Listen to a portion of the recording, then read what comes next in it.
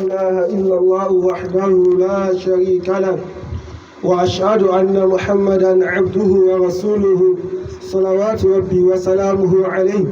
وعلى آله وأصحابه ومن تبع هداه إلى يوم الدين أما بعد. السلام عليكم ورحمة الله وبركاته. Adáwọ̀pẹ́ fún Ọlọ́run subhanahu wa ta'ala, ọba tí a dúpẹ́ fún, ọba tí Olúwa náà ti mọ̀ ní, ọba tí ẹ sí pé tàbálà tún ròyìn rẹ̀, gbogbo náà láti mọ ìròyìn rẹ̀, tí ẹ sí pé anfusikum afala tubsirun, kan tó ròyìn rẹ̀ fún wa tààrà máa ti wẹ̀mí ara wa ti mọ̀ pé nìkan wà tó ń jẹ́ Ọlọ́run ọba subhanahu wa ta'ala, ọba náà ni a dúpẹ́ fún. Awátọ̀ ìkẹ́ àti ìgẹ̀ fún ọ̀gá wa aṣáájú wa, ẹni tí ó yẹ sí pé téèyàn bá fi ṣe ọ̀gá, téèyàn bá fi ṣe aṣáájú, téèyàn mọ̀ tọ̀lé ìmọ̀nà rẹ̀ onísọ̀nù láíláí, òun náà ni ọ̀gá wa ànábì wa Muhammad sallallahu alayhi wa sallam. Ìkẹ́ àtọ̀rọ̀ Ọlọ́run kó mọ bá Muhammad sallallahu alayhi wa sallam. Ìkẹ́ náà àti ìgẹ̀ náà kó mọ lórí ànábì nìkan, kó bá wọn ará ilé ànábì, kó dẹ̀ bá wọn sàhábà rẹ̀ àti gbogbo àwọn tó máa ń tọ ojú ọ̀rọ̀ Muhammad sallallahu alayhi wa sallam títí díjọ́ bẹ̀rẹ̀ qiyamah. A kí àwa tí a wà níkàlẹ̀, àdúgbò wa náà ni àdúgbò bí tí a wà yìí ní Ayétòrò, tí mo bá ṣe mistake àbí. A kí gbogbo wa pé a kú ìgbìyànjú àti ìgbà wá ní àlejò ní àṣálẹ́ yìí. Abọ́lọ́bà subhanahu wa ta'ala kí ó bá lè sẹ́ni kọ̀kan lẹ́sàn olóore. A kí àwọn tí wọ́n wà nídìí ètò tí wọ́n fi jẹ́ kí ìjòkó ìlò wọ́n fi mú òní látorí bàbá wa ìmáàmù gbogbo Ayétòrò ń bí. Abọ́lọ́bà subhanahu wa ta'ala kó bá lè ṣàlékún dáadáa fún wọn, àti gbogbo àwọn tí wọ́n jọ ń ṣiṣẹ́ papọ̀ náà kó bá lè ṣàlékún dáadáa fún wọn. Àwa kí àwọn àgbàlagbà tí wọ́n wà ní ìkàlẹ̀ tí wọ́n wá fi ìjòkó wọn èmi ọmọdé tí mo kéré jù láàrin ilé, torí tó wà kí ṣe pé bóyá a fi ń wá dáadáa náà ni ó yẹ kémi náà jókòó láti wá ṣàǹfààní mẹ́tọ́ fẹ́ sọ̀rọ̀ bíbá ẹni. Ìwọ́n látàrí kó bá ṣàǹwá àlùjánnà náà ni láfi ní kó da ìwọ́ṣẹ́ àgbà máìkì. Abọ́lọ́bà subhanahu wa ta'ala kó gbà níjọsìn lọ́wọ́ ẹni kọ̀ọ̀kan wa, kó wá fi eléyìí kó fi sínú iṣẹ́ dáadáa tí agbáyé wa ṣe, kó wá kí a rí ẹ̀san rẹ̀ láyé ń bí àti lálùkìyámọ̀ ọlápọ̀ ní hayyul qayyum. Lálẹ́ nígbà lásìkò púpọ̀ ọjọ́ ti lọ gan, torí pé ìjòkó yìí ó dáa pé Africa time ti fẹ́ mọ́ alára púpọ̀,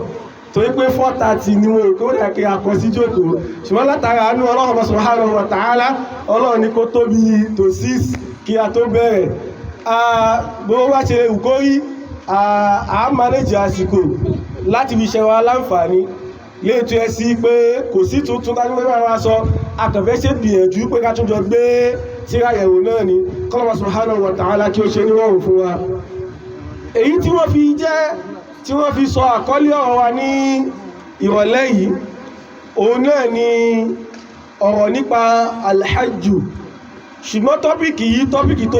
fẹ́ kẹnu díẹ̀ ni, látàrí kí wọ́n ti àwọn nǹkan kan síwájú. Wọ́n ní iṣẹ́ hajj kí láwọn mẹ́sẹ́jì tó ń pass, yàní kí ni àwọn rasail al-maqasid al-maqsuda min a'mal al-hajj, kí ni àwọn ìdí àti kí ni àwọn àǹfààní tá lè rí mú níbi iṣẹ́ hajj, àti wípé kí ni pàtàkì iṣẹ́ hajj, àti pé báwo la ṣe máa ṣe hajj. Àárí kí wọ́n tọ́pìkì yìí oye kí nìyẹn ó gbéra wọn pọ̀ ni, ṣùgbọ́n tá bá wo àwùjọ wa lónìí, ó fẹ́ kéré nínú wa, kódà ẹni tí ò tí lọ sí hajj ó ti mọ̀ pé àwọn ṣe hajj mọ̀ ṣe mọ̀ ń ṣe rè. Ṣùgbọ́n ibi tí ọ̀pọ̀lọpọ̀ wa lákì sí pẹ̀lú ibi tá ti bára wa lónìí, òun náà ni wípé ọ̀pọ̀lọpọ̀ wa á mọ̀ pàtàkì iṣẹ́ hajj yìí mọ́. Àwọn tó mọ̀ pàtàkì ẹ̀ náà á tún mọ̀ nǹkan tí ó sí pé Ọlọ́run subhanahu wa ta'ala ó torí ẹ̀ gbé iṣẹ́ hajj yìí kalẹ̀. Lórí ẹ́ sí ibi tá máa lọ jù ní àṣálẹ́ yìí, òun náà ni abala wípé kí ni iṣẹ́ hajj yìí gangan, kí ló dáyé lórí, kí ni àwọn al-hikam wal-maqasid tafẹ́rí níbi iṣẹ́ hajj yìí, àti wípé kí ni ìdájọ́ hajj yìí. So àwọn bí ta fẹ́ lọ jù ní àṣálẹ́ ilẹ̀ ni àbẹ́rẹ́ ọ̀sọ̀ wá kó ṣe níwọ̀n fún wa. A kí àwọn sheikh wa wọ́n kú kalẹ̀, wọ́n káwọn ìzákùn wa khairan.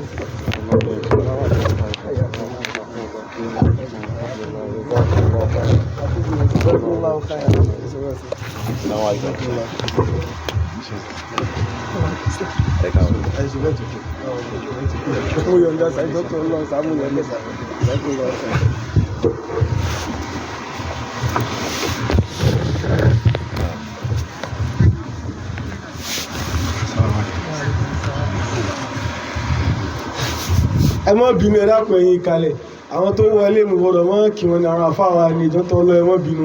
kọ́lọ̀ kó ṣàlékún ẹ̀rọ afẹ́ nìkọ̀ọ̀kan wa.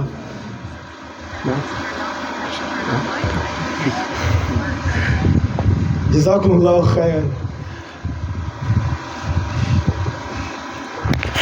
Náà gẹ́gẹ́ bá ṣe ń bá lọ òun náà ni wípé alhajj kí ni pàtàkì rẹ̀ ó yẹ ká mọ̀. Kí ni iṣẹ́ hajj yìí ń pèpè sí ó yẹ ká mọ̀. Tá a bá mọ̀ á lè bá a fi mọ̀ pé ṣe iṣẹ́ hajj yìí ṣó tó nǹkan tí ẹ máa ń dà ń pè mẹ́ ṣe lé lórí. Tàwa àwùjọ wa lónìí àti ráyè rán ti ń pariwo fún aláwùjọ pé kí ló ń ṣe yìí ẹ kó mílíọ̀nù kalẹ̀ ẹ lẹ́ ń lọ hajj ṣé ìmọ̀ràn fowó ṣe ni àti ráwọn tó ń sọ. Àwọn tó wá ń sọ rèé àwọn òtún wá kí ń ṣe àwọn tí ò kí ń ṣe ẹlẹ́sìn wa nínú àwọn ẹlẹ́sìn wa wọ́n ní kí òun kó mílíọ̀nù jọ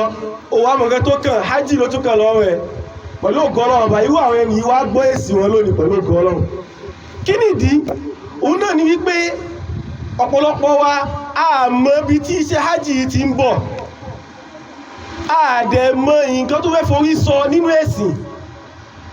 Ànábì Muhammad sallallahu alayhi wa sallam hadith tó gba náà mọ̀ ni tàti máa gbọ́ hadithi Ibn Umar radiyallahu anhu. Hadithi yìí ó wà ní Sahih Bukhari àti Sahih Muslim. Hadithi yìí ni hadithi tó bá náà mọ́ ń kà pé wọ́n mọ ìsìláàmù wa lórí nǹkan mélòó lórí nǹkan márùn-ún. Ẹ̀dàpọ̀ ẹ̀ká wọn fọkàn tẹ̀lé wa. Nínú nǹkan márùn-ún tí wọ́n mọ ìsìláàmù lé lórí òun náà lákọ̀ọ́ ẹ̀ shahadatu Allah ilaha illallah. Nínú riwaya mi ó dé wa anna Muhammadu Rasulullah àjàdání alákọ̀ọ́kọ́ nìyẹn. Nínú nǹkan tó yẹ sí pé ìsìláàmù yìí tá a mọ́lé lórí jẹ́ pé tí kankan yẹ ti lọ yẹ̀gẹ̀rẹ́ ń bẹ̀ ìsìláàmù ti wó nìyẹn. Alákọ̀ọ́kọ́ òun náà ni shahadatu Allah ilaha illallah ká jẹ́rìí pé kò sẹ́ni kankan tó tọ́ sí jọ́sìn lẹ́yìn Ọlọ́hun subhanahu wa ta'ala. Alákọ̀ọ́kọ́ nìyẹn ká dẹ̀ jẹ́rìí pé Muhammad sallallahu alayhi wa sallam bójíṣẹ́ Ọlọ́hun subhanahu wa ta'ala ni alákọ̀ọ́kọ́ nínú ọ̀kẹ́tọ́ mọ́sílámù lè lórí nìyẹn. Ẹlẹ́ẹ̀kejì iqamatu salah aw iqamus salah ká ṣe kí nìyẹn o ká gbé ìrun dó ká mọ kírun ó di mélòó ṣáńtẹ̀lé wa báyìí ó di mélòó ó di méjì. Ẹlẹ́ẹ̀kẹta nínú ọ̀gá tó mọ ìsìláàmù wa lé lórí òun náà ni ìtaú àzàká níbi ìwáyà mi ó ti síyàmù síwájú ṣùgbọ́n ká mú zakatu. Ẹlẹ́ẹ̀kẹta ni ìtaú àzàká ó wá kù méjì. Ẹlẹ́ẹ̀kẹrin òun náà ni káàkiri yẹ ò síyàmù Ramadan áó sọ́ọ̀mù Ramadan ká gba àwẹ̀ Ramadan. Èyí tó wá jẹ́ ẹlẹ́ẹ̀karùn-ún tí wọ́n mọ ìsìláàmù lé lórí Allahu akbar òun náà ni kí nìyẹn o hajjul bayt ká ṣe kí nìyẹn o ká lọ ṣe hajji ilé Olúwa sallallahu alayhi wa sallam. Ànábì ló sọ hadithi yìí lásán tó ẹ́ sí pé a bá gbọ́ yé ni ó ti tó fún èsì fún gbogbo ẹ tó wọ́n wà wípé kí là ń ná olórí hajj fún. Torí pé tí hajj ayè ti kúrò nínú ẹ̀sìn wa tá a ṣe yìí gbogbo nǹkan tó kú mìíràn ó ti kúrò nìyẹn. Ká tó lọ jìnnà Imam Abu Hanifa rahimahullahu ta'ala nínú àwọn ìmọ̀ mẹ́rin ló wà òun ni láwọn ọkọ̀ wọn Imam Abu Hanifa. Nínú òpíọ́nà Imam Abu Hanifa ni pé hajj rèé tó wá ti ṣe hajj lẹ́ẹ̀kan ó ti tó ó wá gbà pé hajj lọ́la ṣùgbọ́n kéèyàn fi owó tẹ́rẹ fi lọ hajj lẹ́yìn ó ti ṣe hajj kan ni o kó mú owó tẹ́rẹ fi lọ hajj mi olówó tẹ́rẹ fi lọ hajj mi kò rí sọ́dá kọ̀ olóòdùn òun rí pó dájú kó ṣe hajj mi lọ lẹ́yìn àtọ́ ìṣe hajj ọ̀rọ̀ yẹn ṣáńtẹ̀lé wa opinion rẹ̀ ní ìgbà tí Imam Abu Hanifa nígbà tábù àná máa ń sọ̀rọ̀ yẹn wà nífọ̀ tí ì ṣe hajj kò tí ì ṣe hajj ńgbà ẹ̀ ìgbà tí wọ́n nífọ̀ tó wà ṣe hajj tó wá rí wàhálà hajj ó kàrà wá ní ké lẹ́yìn wàhálà tí mo rí hajj yìí kò sí iṣẹ́ míì tó fi ń lóore tó ṣe hajj mọ́ Allahu akbar. Nǹkan yìí ló bí sí pé ọ̀pọ̀lọpọ̀ tá a mọ̀ sọ nǹkan mí dákẹ́ mọ̀ takọ̀ ẹ̀sìn mí àìmọ̀ pàtàkì rẹ̀ ní mọ̀ ń fàlọ́ kí nìyẹn o tó fi mọ̀ ń sọ̀rọ̀ ẹ torí di eléyìí tàbá gbé láti ibà pé iṣẹ́ hajj bó ṣe wà ní kí wá ní iṣẹ́ hajj ọ̀hún abọ́dọ̀ mọ̀ tọ́rọ fáwọn sọ pé kí nìyẹn o al-hukmu ala shay'in far'un 'an tasawwurihi kó tó lè ṣèdájọ́ lórí nǹkan pé bí kìíní ṣe rí rèé o gbọ́dọ̀ mọ̀ pàápàá nǹkan yẹn pé kí náà ń pè bẹ́ẹ̀ tó bá ti mọ̀ pàápàá nǹkan yẹn ni wàá tó lè mọ̀ wípé bó ṣe yẹ kí n díù pẹ̀lú nǹkan yìí rèé alhajju nínú èdè tó èdè Lárúbáwá ní kò ṣe èdè Yorùbá tó wá ní alhajju nínú èdè Lárúbáwá ìtumọ̀ rẹ̀ òun náà ni alqasdu kéèyàn gbèrò láti ṣe nǹkan kí nìyẹn o kéèyàn gbèrò láti ṣe nǹkan ìtumọ̀ rẹ̀ lédè Lárúbáwá nìyẹn ṣùgbọ́n nínú ṣẹ̀ríà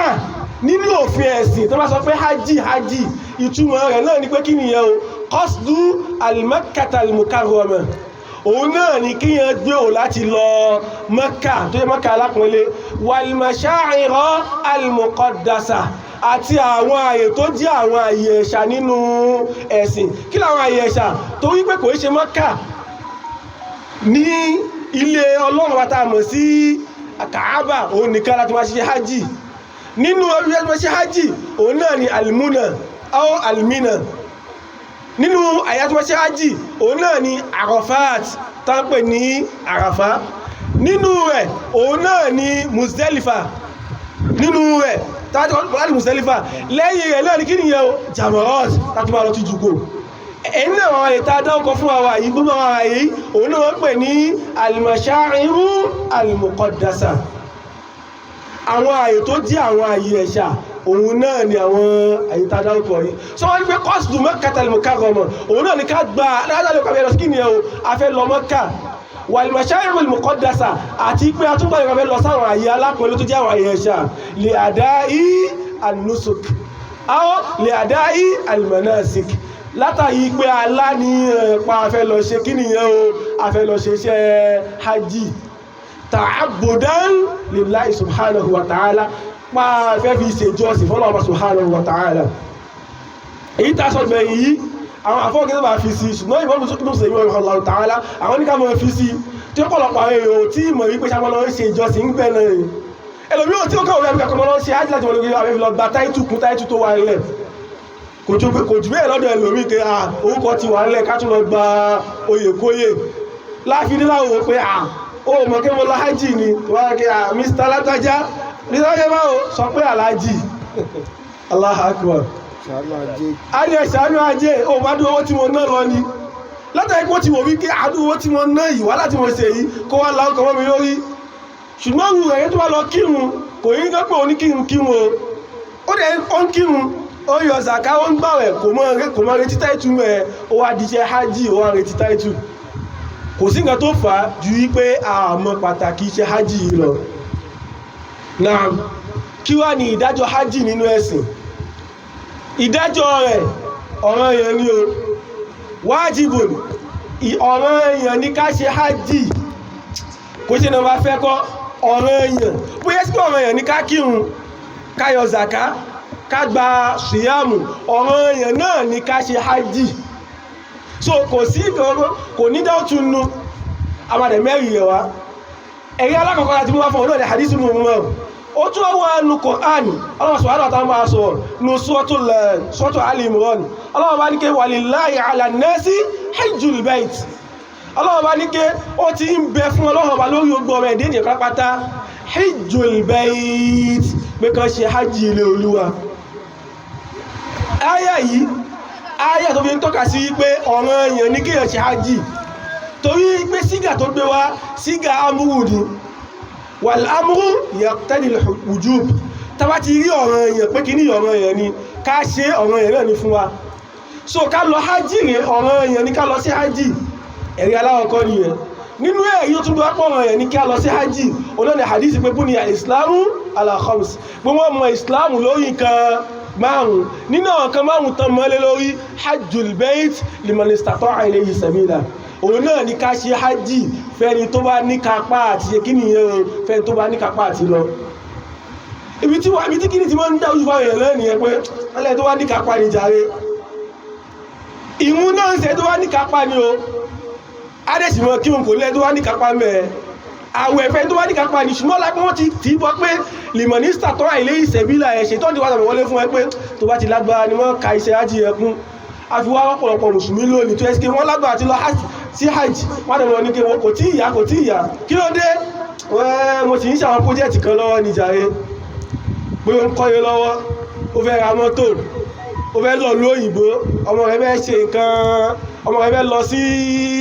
àwọn lóyìnbó káàkiri gbogbo owó ẹ̀ mọ́ kó jọ láti fi ṣàwọn nǹkan láti wọ́n tó fi hajj arige agbára rẹ̀ ò tí ìyọjà rẹ̀ ọlọ́run tí pè ní mushkila náà a ti mọ̀ dájọ́ hajj kọ́rọ̀ èèyàn ni kí wá ní pàtàkì iṣẹ́ hajj ìjọ ẹ̀ká lọ́mọ Ànábì wa Ibrahim alayhi salatu wassalam tó yà bá gbàgbọ́ Allah subhanahu wa ta'ala ó pa láṣẹ pé kó kọ́ Káàbà tó ń ṣe Mẹ́kà ìlúlúwa tó wà ń bẹ̀ ìgbà tó kọ́ Káàbà yìí tán wọn àtọmọ rẹ̀ Ismail alayhi salatu wassalam kọ́lọ̀kọ́ ní ìṣàlékún ìyọ̀nà fáwọn méjì ìgbà tó kọ́ ilé yìí tán Allah sọ fún nusratu hajj Allah bá ní kí wa'adhin fin nasi bil hajj ya'tuka rijalan wa 'ala kulli damirin ya'tina min kulli fajjin 'amiq. Allah bá ní kí ìrẹ́ Ibrahim tí mo ní kó kọ́lé yìí bóyẹ tí wá kọ́lé yìí tán wa'adhin fin nas mọ́ lọ pariwo fáwọn èèyàn pé ẹ wá ṣe hajji pátá wọ́n tẹ́lẹ̀ tọ́wọ́n bọ́nu ayẹ̀wọ̀n kí báwọn olórin pariwo fáwọn èèyàn tó pọ́síbù ni àwọn aṣẹ́lẹ̀ ayẹ̀wọ̀n ìgbà tó kọ́ tán tọ́lọ̀ ń sọ ayẹ̀kalẹ̀ pé wàá ti fi náà sí ìwọ̀ Ibrahim mọ́ pariwo fáwọn èèyàn kan wá ṣe hajji ó wọ́n ní wọ́n ló ṣe wá pariwo ọlọ́wà ní kí lọ gun orí òkúta kan tó wà ní sáìdì Kaaba mọ́ pariwo pé ẹ̀yin èèyàn wá ṣe hajji àwọn fáà nígbìyà tó sọ gbólóhùn yìí gbogbo àwọn èèyàn ni wọ́n gbọ́ gbólóhùn yìí pé kí ni ẹmọ bọ̀ wá ṣe hajji lórí ẹ́sì kí gbogbo àwọn tán padà lọ sí hajji tán padà rí bẹ́ẹ̀dẹ̀ nínú àwọn tán dáhùn ìpèpè rẹ̀ ni ọ̀rọ̀ yìí ó wà ní tafsir Ibn Kathir tàṣàlàyé àyà yìí síbẹ̀ ó wà ní ya'tuka rijalan tó bá ti gbọ́ pẹ̀pọ̀ oníkan ọ̀bọ̀ wá sí hajji yìí ya'tuka rijalan wọ́n máa bọ̀ àwọn ẹnìkan máa rìn pé àwọn rìn bọ̀ ni wa 'ala kulli damir àwọn tó ń rí ẹ̀sùn kọ́nà ọ̀bọ̀ wá sí hajji o àwọn kan náà tún máa gùn kan wá sí hajji kò ní pẹ́sẹ̀ lásán ìpele àpájú wa wọlé kí ó dáa ṣé ká fẹsẹ̀ rìn lọ sí hajji ló dáa jù ní àbí ká gùn kan kọ́lọ̀kọ́ wa ní kí àwọn afá wa ẹ̀ṣà míì wallahi àwọn afá dáhùn lórí ẹ̀sìn púpọ̀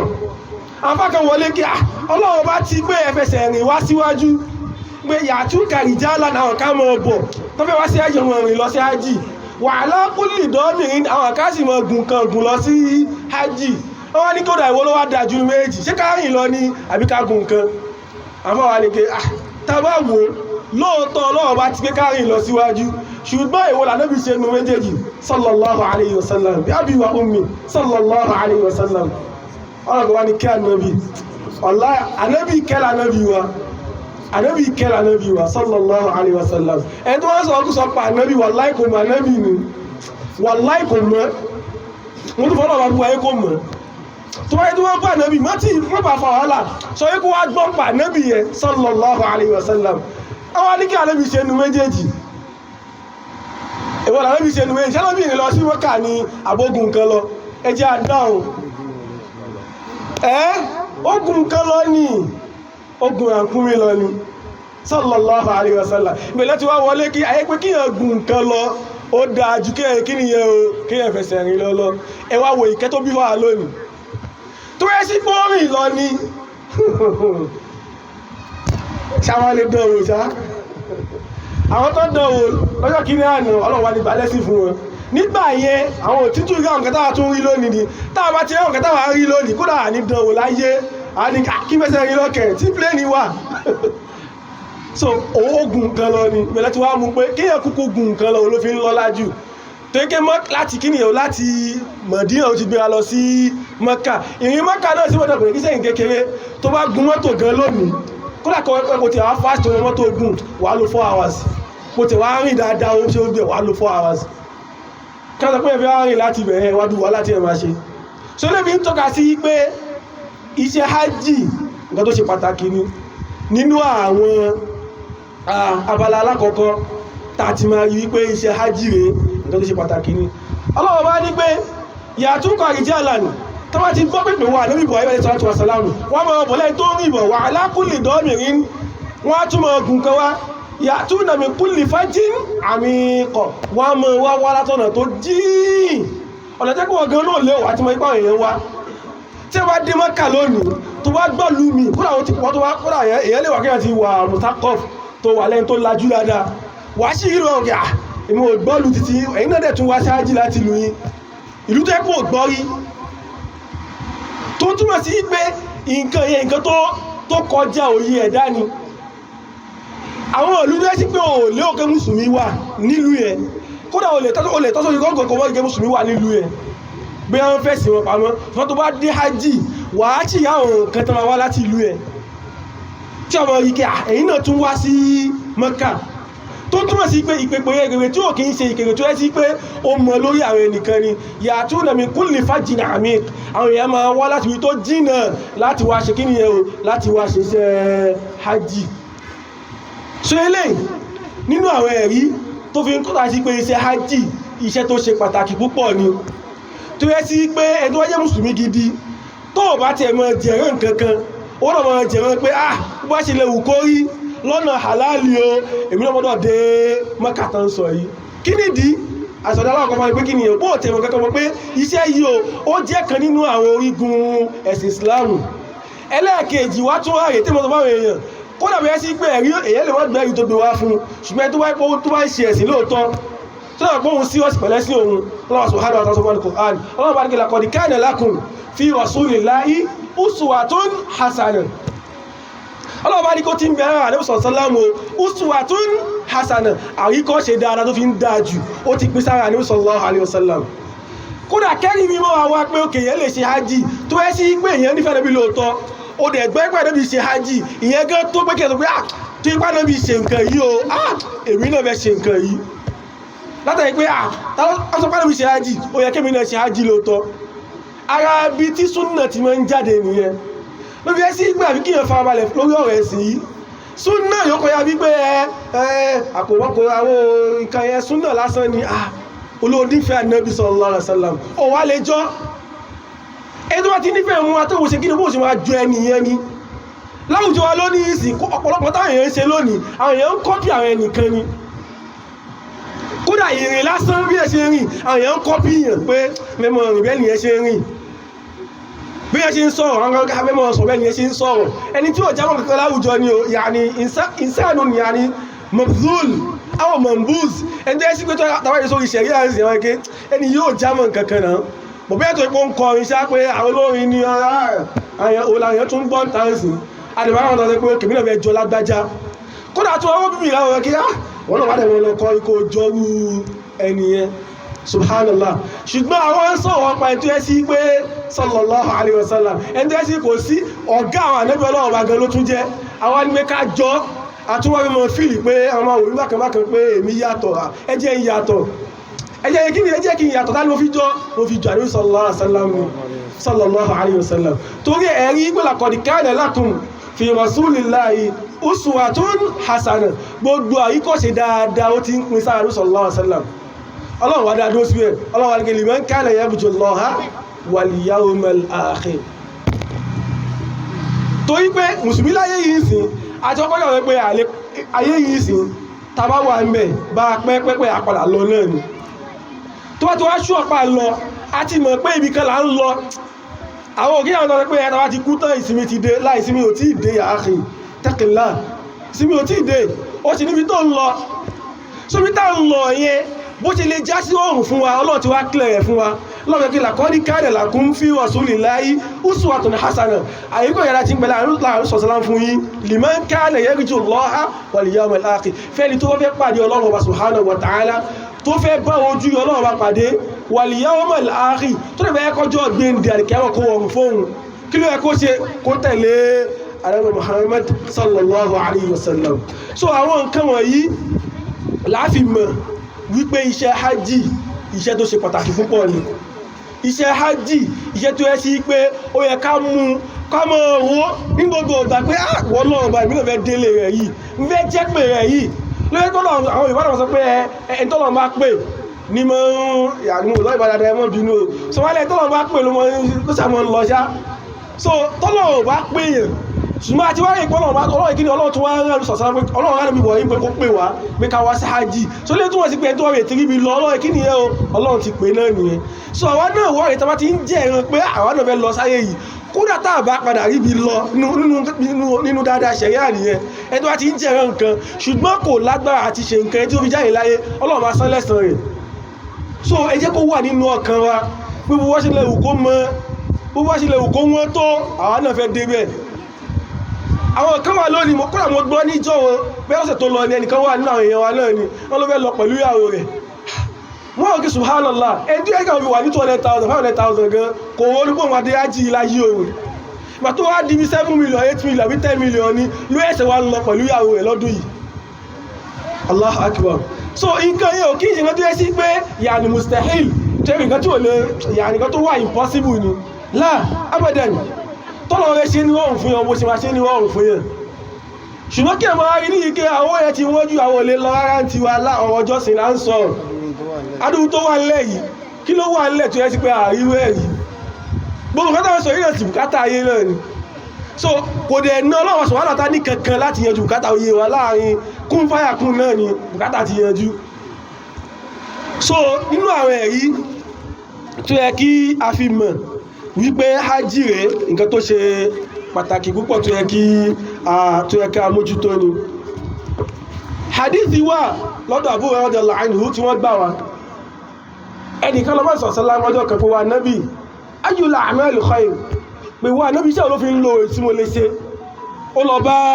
ànábì sallallahu alayhi wa sallam pé wà nábì iṣẹ́ olówó tó wáyé fi látàrí pé iṣẹ́ tí mo lè ṣe tí mo lè fi rí ojú Ọlọ́run bá iṣẹ́ olówó lè sọ fún mi àbí sọ̀sọ́lá sọ pé kí ni yẹn o al-imanu billahi wa rasulihi àlọ́bí sọ pé kí ni yẹn o iṣẹ́ fi ń lo èṣù tó lè ṣe tí wàá fi wójú Ọlọ́run bá pàdé òun náà ni kò ní iman sí Ọlọ́run bá tòjíṣẹ́ rẹ̀ ẹ̀rọ àwọn sọ̀hábà wọ́n gbọ́n gan àwọn òkìṣà àti ẹ̀ṣìkà ọmọ wábì kan lọ dọ́jì sí ni tó ẹgbẹ́ lọ́gbẹ́ oge kò kàn níwà kò ní iman lásán láti òpé ó ti tó ìmá ẹ̀ kò ní gbọ́n kan mí mọ́ àti wọ́n tún gbọ́n kan mí wàhálà ti wá dé ó tún wá bèèrè ké lẹ́yìn ìyẹn kí ló tún fẹ́ sọ fún wa nábì àwọn oníkẹ́ jihadun fi sabilillah àwọn oníkẹ́ kó ṣe jihadu sí ojú ọ̀nà Ọlọ́run ọba sọ̀hábí yìí ó bí ẹ́ sí pé ẹ tó wá bọ́ àwọn sọ̀hábí wà láìkò mọ̀ nǹkan tó rọ́ọ̀lù èèyàn tó lọ sí wọ́n wá ti dá wọn ní àdá Ọlọ́run mọ̀ dá wọn ni pé àwọn náà fìtì ẹ̀lú sallallahu alaihi wasallam ni wọn kì í ṣọ̀lẹ wọn ẹ̀dẹ̀ kí wọ́n ojú nípa ọ̀rọ̀ ọjọ́sìn tó àjọ ọjọ́sìn báyìí ó mọ mú láyà wọn ni ó tún wá bèèrè lẹ́lẹ́kẹta wọ́n sọ pé imani billah lẹ́yìn ìyẹn jẹ́ ó tún wá ní pé lẹ́yìn ìyẹn kí ló tún dájú mo tún lè ṣe àwọn ìwà ní pé kí ni ẹ o hajjun mabrur àwọn olùgbé lẹ́yìn ìyẹn tó tún lè ṣe tún dájú lẹ́yìn tó lè ṣe òun náà ni kò ṣe hajj tó jẹ́ hajjun mabrur hajj tó yẹ sí kí a máa ṣe ogbó ṣẹ́ rẹ̀ tó máa pé Allahu akbar so eléyìí ló túmọ̀ sí pé hajj yìí ṣe pàtàkì tó wá lé ẹ́sìpé àlùsọ̀sálàmì ẹ̀kan lọ bá wọn bèèrè àdìwẹ́sọ̀ rẹ̀ pé iṣẹ́ olóore lòun lè ṣe Ànábì wa ń sọ àwọn iṣẹ́ olóore fún wa ká ṣe olóore mẹ́ta fún nínú àwọn iṣẹ́ olóore tó wá kà fún hajj náà wà nù rẹ̀ ó fi túmọ̀ sí kìíní pàtàkì púpọ̀ ní Islam ni tó yẹ sí àwọn náà fọwọ́ mú bá a ṣe fọwọ́ mú wọn làbí wọn fọwọ́ mú bá a ṣe fọwọ́ mú zakawa bẹ́ẹ̀ láì fọwọ́ mú hajj bá a ṣe fọwọ́ mú síyàmù wa bẹ́ẹ̀ náà la ṣe fọwọ́ mú iṣẹ́ hajj náà àwọn ẹ̀rí ta sọ fún wa yìí lórí pé hajj ọ̀rọ̀ yẹn ni hajj àwọn iṣẹ́ tó yẹ sí pé iṣẹ́ olóore ni torí pé hadithi pọ̀ lóríṣiríṣi tó yẹ wọ́n tọ́ka sí pé hajj rẹ̀ o iṣẹ́ olóore ni kọ́lá hadithi kan wá tó yẹ sí pé àlùsọ̀sọ́ sọ pé kí ni ẹni tó wá lọ sí hajj nínú àwọn wafdu rahman ló máa jẹ́ nínú àwọn ẹrú sí Ọlọ́run ọba tó yẹ sí pé Ọlọ́run alámọ̀ gbà wọ́n lálejò pé àwọn àlejò mi ti dé torí ẹ̀ ní mọ́kànlá ìsìnkẹ́ tó mọ́ ń pè àwọn tó wá sí hajj orí ẹni dìyúfù rahman wọ́n láwọn àlejò Ọlọ́run ọba ọba oníkẹ́ gẹ́gẹ́ tó mọ́ ń pè wọ́n nìyẹn láti sí báyìí ìsàlẹ̀ tó wọ́n pa àwọn dìyúfù rahman ti ń dé àwọn dìyúfù rahman ti ń dé wọ́n mọ̀ pọ̀ ní kí àwọn àlejò Ọlọ́run ọba ọba oníkẹ́ wọ́n ti ń dé sí Mẹ́kà tó Ọlọ́run ló wá sọ pé kí ni ẹ̀wẹ̀ mọ́ gbà wọ́n lálejò lórí ẹ́sìkítà láti ń dé báyìí àwọn tó jẹ́ àwọn Saudi ọ̀pọ̀lọpọ̀ wọn máa relocate lọ sí Mẹ́kà ni pé àwọn fẹ́ mọ kí ni àwọn fẹ́ mọ ṣe kídìmọ̀ àwọn lálàájì àwọn fẹ́ mọ gbàlejò wọn láti gánwẹ̀ kíkiri ẹ̀ ọlọ́wà sọ̀wọ́lọ́ta òun gangan ló pò wọn ní àlejò òun náà fún pa ọkọ̀ ẹmọ́ ní àwọn àlejò Ọlọ́run wa lára ẹmọ́ ní wọn lára ẹ fún wọn lọ́nà ẹ ṣe gbá ẹ ṣàwò tó túnmọ̀ sí pé àwọn tó wá ti kú onílé tó lọ́run lọ sí hajj ó ti di àlejò Ọlọ́run subhanahu wa ta'ala ni ẹ wá wo adúró oore tí ẹ máa jẹ́ tí ẹ máa jálejò Ọlọ́run subhanahu wa ta'ala ẹni tó jálejò èèyàn lásán gan ẹ wá dúró àwọn nǹkan tó tọ́lọ̀ mi ní ká ṣe fẹ́ ni tó wá jálejò wa ká tó wá ṣe tó jẹ́ àlejò ọba adẹ́dà Allahu Akbar so ilé ìrìn túnmọ̀ sí pé iṣẹ́ hajj nǹkan tó ẹgbẹ́ ṣe pàtàkì púpọ̀ ni tó ẹ́ sí pé a ti ń rò lẹ́mìíwá pàà lè lọ àbí pé kò tó bó ṣe yẹ kó tó lẹ́mìíwá ẹgẹ́ ni ọmọ change láti sí lọ pé bó ti wá ṣe lè wù kó rí lọ́nà halal èmi ọ̀fẹ́ lọ sí hajj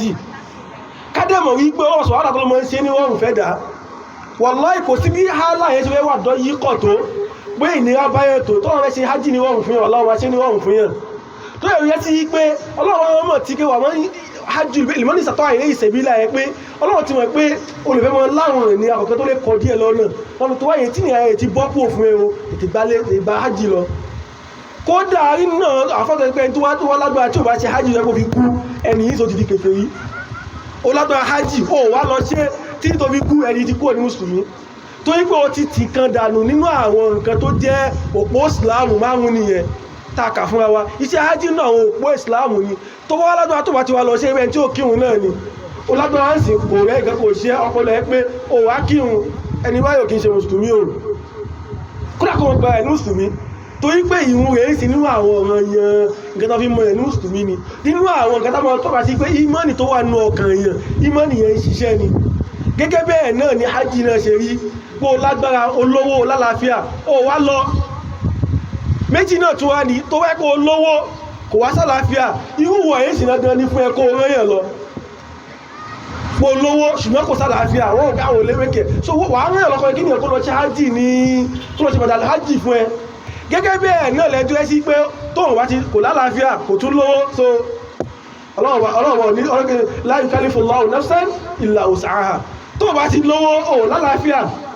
ó dẹ̀ wà ojú ẹ̀ àdánwò ọ̀bá ẹjẹ́ kó lè mọ́ mú ẹmọ́ lọ ìwẹ̀ ìlú ayé ìsàwọn níkà hajj ò kí ń ṣọ̀rọ̀ yẹn fún ẹ ṣùgbọ́n tó ẹkọ́ wá ti mú ẹ lówó lálàáfíà òní odò nǹkan tó ẹkọ́ ṣe lóòótọ́ láwọn má jẹ́ òjẹ́ pàtó tọ́lọ̀ wá ní ká lè débẹ̀ tó máa ṣàlàyé fún wa so eléyìí ló yẹ ká fi lọ mọ̀ pé iṣẹ́ hajj jẹ́ tó ṣe pàtàkì púpọ̀ ni tó yẹ ká mójútó tó yẹ ká lè kí nìyẹn ká di ẹ̀mí wa sí ní abala bíbá wọ́n fẹ́ pè àkíyèsí wa sí nǹkan kan òun náà ni pé tí ayé bá ti ń bàjẹ́ táwọn ìjọba ti ń dàrú ọ̀pọ̀lọpọ̀ àwọn èèyàn wọ́n máa gbé àwọn orí kan tó ẹ́kọ̀ kí ń ṣe orí mùsùlùmí máa gbé wọlé fún wa kódà àwọn tátúmọ̀ polongo orí ẹ̀ náà mùsùlùmí náà máa pe àwọn ṣùgbọ́n àwọn ènìyàn rẹ̀ sì yàní la ilaha illa wa la ilaha illa wọn ní dúró sọ́rọ̀ àwọn eléyìí wọn ní dúró sọ́rọ̀ tí wọ́n máa wà láàrin ọmọ máa dárin tí irú ọ̀rẹ́ mùnáfíkì irú wọn làwọn ta nílò òjò wa lónìí tó ẹ́ sí pé onímùsùlùmí ni ẹ́ olóhun ní imani billah olóhun kí wọn olóhun báyọ̀ olóhun yọ̀sàká ó wá di ṣe hajj wáyé rẹ̀ sí àpẹẹ kí ló ń ṣe ìmùsùlùmí yẹn gan ẹwà lọ ń wéṣọ ẹ lọ ń tún ẹkọ́nọ́mì àwọn ìlú mi ṣe pé ẹ̀mọ́ ẹlọ́ ná síbẹ̀ ẹni àtúnpẹ́pẹ́ ẹ̀lú mùsùlùmí àwọn ọmọ ìmùsùlùmí kẹ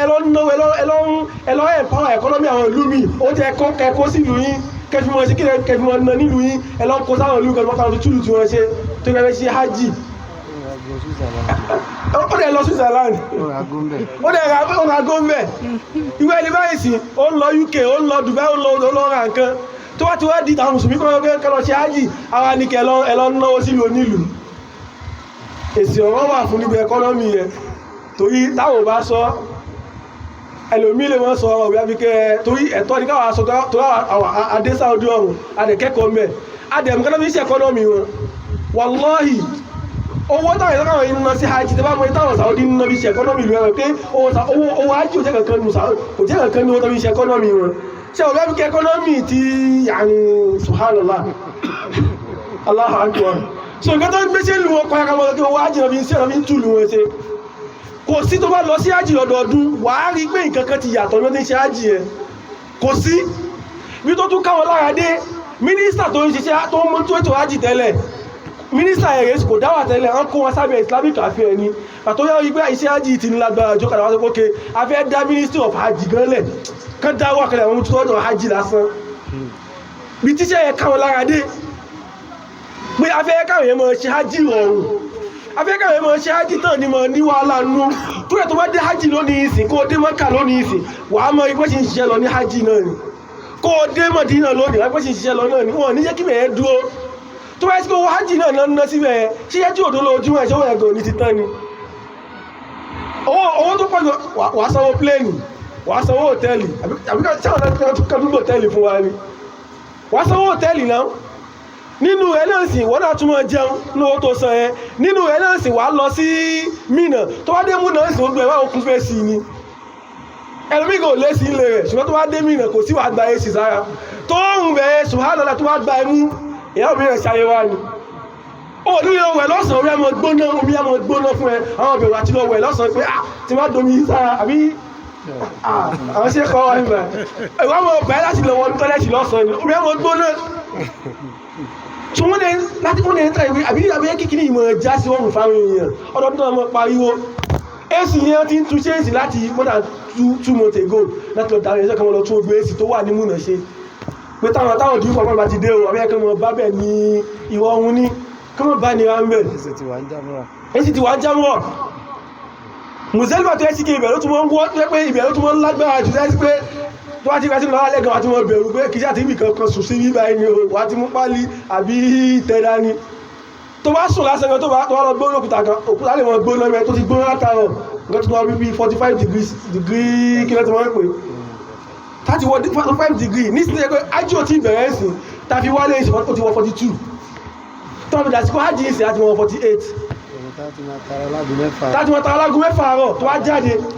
tó bá wà lálé tó bá wà nínú yàrá ẹ̀gan lálẹ́ tó bá tẹ AC gan ó fẹ́ parẹ́ nìyẹn inú yàrá ẹ̀ ló wà ó wà tún tẹ AC so nǹkan yóò kì í ṣe nǹkan ṣeré nǹkan jọ́sìn ní wallahi nǹkan jọ́sìn ní tí ó yẹ sí pé tẹ́mì ẹ̀ bá ti wà rẹ̀ wà á mọ́ wọn pé àwọn tó ti ṣe síwájú yẹn ìwọ́dún wàhálà tán kò ìwọ́dún wàhálà tán ṣe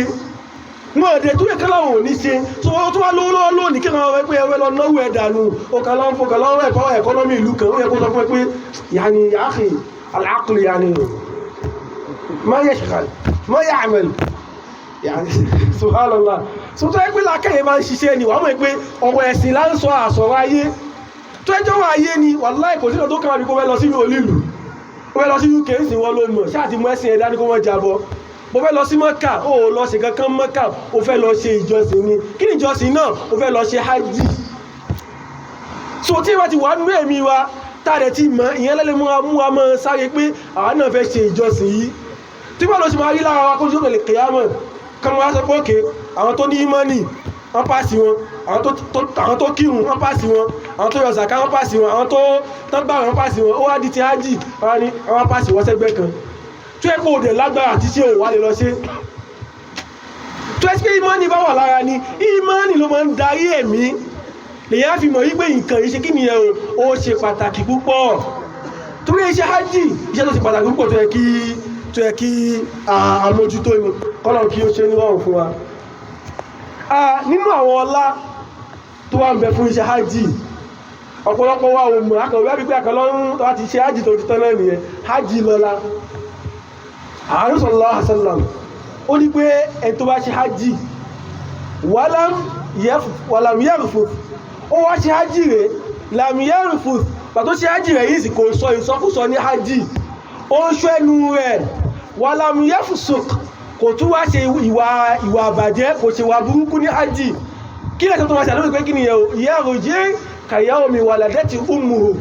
alábìkẹ́ tó wá lọ ṣe hajji tó ṣe bó ṣe kó ṣe tó wọ́n máa padà dé láti hajji yẹn á padà gẹ́ bí ẹni tó yẹ sí pé ìyá rẹ̀ ẹsẹ̀ bílẹ̀ tí ò lẹ́sẹ̀ kankan lọ́rùn ni ẹwù adúrú ẹ̀sẹ̀ yẹn kíyàn padà dé láti hajji kó ẹ́ sí pé èyàn á padà gẹ́ bí ọmọ òpó ló tẹ́sẹ̀ bí tí ò ní ẹ̀ṣẹ̀ kankan lọ́rùn wọ́n á ti foríjì ẹ̀ṣẹ̀ rẹ̀ fún lórí pó ṣiṣẹ́ hajji lásán ṣe tẹ́rẹ́ tó wà pé ní 50 billion tí wọ́n lọ yẹ kí ọ̀làbí kí ẹ mọ́ lọ ẹ jẹ́ àsọ̀rọ̀ ó yẹ kí ọ lọ pé wà á padà wálé wọ́n wá dàbí ẹgbẹ́ tí ẹsẹ̀ bí oníléṣẹ̀ kankan lọ́rùn kayawmi waladati ummuhu adàbí ẹgbẹ́ tí ẹsẹ̀ bí oníléṣẹ̀ kankan lọ́rùn tó bá ṣe hajj ó ṣe kó ṣe wàláhì ó yẹ kí ẹ ní ẹ̀mí kí ẹ fẹ́ ṣe hajj tó bá ti lẹ́mìí tẹ́lẹ̀ bá ti mú tẹ́lẹ̀ yẹ́kẹ́mí ẹmọ múlẹ̀ látòlè pé o ní ọ̀rọ̀ fẹ́ ṣe hajj ṣùgbọ́n Ọlọ́run ṣe fún mi lọ́nà halali tó yẹ fi ń dájú nìyẹn bá ti ń sọ náà wá ní kí àmẹ́ ṣe hajj kó lọ mú olówó pé àmẹ́ ṣe hajj ni ẹ̀yà ti rówó kan àbólọ́dọ́ lọ́fíìsì yín àwọn mú ẹwà ní àmẹ́ ṣe hajj ni yáàkì kálì ò tí lágbára so wàá gbọ́ ọ̀nà halali ṣe ni wàá wá owó halal tí wàá fi ṣe ni wàá wá nǹkan tó wàá fún ẹ lágbára halal láti ṣe ni àbọ̀ ń lọ náà sì bí o ti owó tán àláfíà ò sí wàá níbẹ̀ wà lọ mú àwọn nǹkan tó yẹ pé wọ́n mú èèyàn lágbára tó yẹ pé àwọn ọmọdé ni wà lọ lò tó fẹ́ ṣe hajj láà ìwélé ìkòsọ́nà mẹ́ tó bá ti lálàáfíà tó yá láàfíà tọ̀bírí àbẹ́bà àwọn tọ́nà náà tọ́jú ẹ̀kọ́ ní àwọn lálàáfíà láti lọ kò ẹ́kọ̀ máa lọ mú ọ̀nà haramu láti ọbí ṣeṣẹ́ hajj eléyìí ò lẹ́tọ̀ so wà á gbọ́nà halal láti ṣe kí nìyẹn o láti ṣe hajj ni nígbé sí pé iṣẹ́ yìí pàtàkì púpọ̀ tó ẹ ká mọ̀ jẹ́ rẹ̀ ní gbogbo sí ayé wa bí abẹ́ kí nìyẹn o pàfẹ́ ṣeṣẹ́ hajj náà nínú àbá tó yẹ kí a tó ń kíyèsí tó yẹ kó ṣe pàtàkì púpọ̀ pàápàá jùlọ àwọn tí tàbá lẹ́bí pa fẹ́ lọ òun náà ni wípé hajj yìí ó ní àwọn maqasid ó ní àwọn nǹkan tó yẹ pé hajj yẹn tàfà sí tó yẹ tàbá ronú sí a lè bá fi rí wípé hajj yìí ó ní nǹkan tó ọmọ sọ̀rọ̀ àtàtò yẹ gbé kalẹ̀ alákọ̀ọ́kọ́ ń bẹ̀ nínú nǹkan tó yẹ ká lọ mọ̀ òun náà ni wípé hajj rẹ̀ nǹkan tó ń pèpè sí at-tawhid ni ìṣọ́lọ́wà subhanahu wa ta'ala lọ́kan ni ìgẹ́ tó ń pèpè sí ìṣẹ́ kí ni yẹ ìṣọ́lọ́wà subhanahu wa ta'ala lọ́kan ni àtọ́wọ́ ma ń bá lẹ́bí ìwọ̀ ìṣàlẹ̀ ìṣọ́látọ̀ sáńsọ́ ọlọ́wọ́ bá ní kí wà tọ́ ìhìrì méjì al-ta'ifina wal-'akifina wa ruk'i sujud ọlọ́wọ́ bá ní kí wà Nábì Ibrahim bá ń fọ ilé mi mọ́ fún kí ni yẹ fún àwọn tó fẹ́ ṣe kí ni yẹ lit-ta'ifina ọ̀rẹ́ yẹ tọ́wọ́fù ìmọ̀ ọ̀rẹ́ tọ́wọ́fù hajj ni àbí tọ́wọ́fù umrah ni àbúkọ̀ mẹ́yẹ tọ́wọ́fù ìbádà lásán náà ni ọlọ́run ní fọlé mi mọ́ fún wọn àwọn ọlọ́run fọlé fún òun àwọn tẹ́pọ̀ àwọn gẹ́nà bá ti fọ ẹ̀mí mọ́ fún Ọlọ́run subhanahu wa ta'ala ọlọ́run bá ní kí fọ ilé mi mọ́ fún àwọn tó bá wọ́n ṣe tọ́wọ́fù fún mi Ọlọ́run subhanahu wa ta'ala so ilé túmọ̀ sí pé ìṣẹ́ Ọlọ́run subhanahu wa ta'ala kan ṣoṣo